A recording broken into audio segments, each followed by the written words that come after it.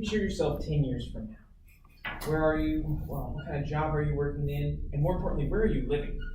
Are you renting an apartment or do you own your own home? About 1 in 3 Americans rent the house they live in. And this costs more than people think it does. Now, housing affects everybody in America, simply because everybody lives in a place they call home. And I want to inform you today on some of the benefits of renting versus owning. Now, I have worked for a rental company, kind of as an advisor in the financial areas for the past 9 years, Brock Rentals. And I've seen firsthand the effects that renting has on personal finance, especially for students in college or just recently graduated from college. So today I'm going to talk to you about the benefits of renting as well as the benefits of owning and some statistics on both of those. So approximately 36.6% of Americans rent the house they live in, and the median rent nationwide is $1,400. Now, in urban areas, it's going to be higher than in rural. So if you're looking like in Chicago, New York, Los Angeles, even in Kansas City, the rent's going to be significantly higher than in Fort Scott or anywhere in a town of 20,000 or less. So just keep that in mind throughout the speech. And these charts represent household income. So if you rent the house you live in, the cost of renting as well as utilities is going to take up approximately 29% of your income on the year. And if you own the house, then it only takes about 21% of your income. And this is insurance, taxes, everything, and you actually own the house that you live in.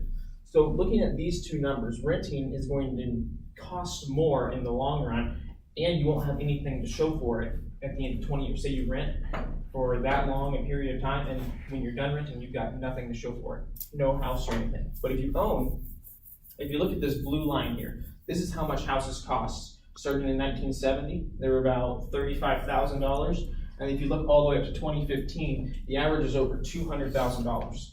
Now the orange line is adjusted for inflation.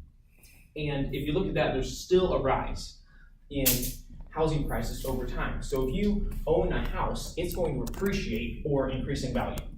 Now the housing market has had a pretty steady upward trend. The recession in 2008 made it drop a little bit, but it's on its way back up. So some of the benefits of renting now is that you don't have any commitment to a particular location. So back in 2012, there was a big hailstorm that came through Fort Scott, and 90% of the roofs had to be replaced. Contractors just flooded the area, and the demand for renting houses was high. So we were able to rent all of our houses at that time to contractors who just stayed for 6 months and then left. And for them, that was the perfect thing to do because they didn't want the commitment of staying in Fort Scott, but they just needed a place to stay for a few months. Now, not only do you not have any commitment, but you don't have any responsibility. You don't have to keep up repairs on the house, you don't have to pay taxes, you don't have to have the house insured, and taxes can jump drastically in Fort Scott. As we know, just recently they passed an increase in tax for the new jail, and that affected not the housing so much, but there are many scenarios where insurance and taxes can jump suddenly. However, owning, as you see, appreciates as well. You own the house, so you can do whatever you want to. If you want to knock out a wall to make a kitchen bigger, or if you want to add on to your house, build an extra bedroom, bathroom, maybe guest apartment, then you have the freedom to do that. Or if you just want to paint a room, if you rent a house, then you don't have the freedom to do what you want to with it. Now, one thing that scares people from buying a house is the upfront cost. $279,000 is the average cost of a house in the United States. And that scares a lot of people, just looking at that number. And of course, it's going to be lower in rural areas, but $230,000 is the average selling price. And this is only 82.5% of the original listed price. You can offer the landowner, or the homeowner, less money than they have it listed for. Just earlier this year, Brock Rentals was looking at buying a new rental house. And we found one on Eddy Street, just here in town. This is for $42,000. Now, Now, the situation for this particular house was the lady who owned it was 80 years old and she was getting ready to move into a retirement home. And she had 5 daughters who did not live in Fort Scott who wanted to sell the house.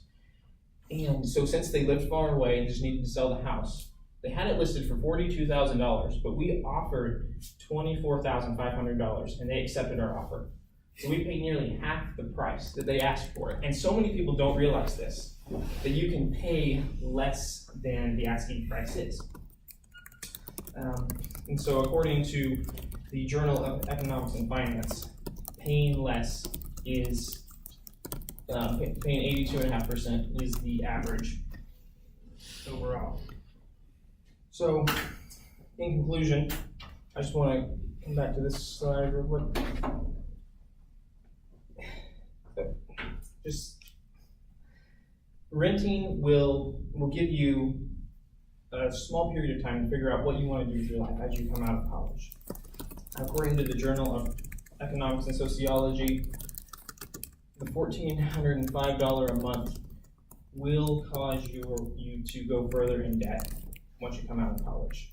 Students who rent coming out of college, on average, take 10 years longer to pay off their student debt. So if possible, you want to buy a house as soon as possible and avoid paying rent. So today I've given you some statistics on renting and owning, as well as pros and cons on buying and owning houses, or buying and renting houses rather. And thank you for listening.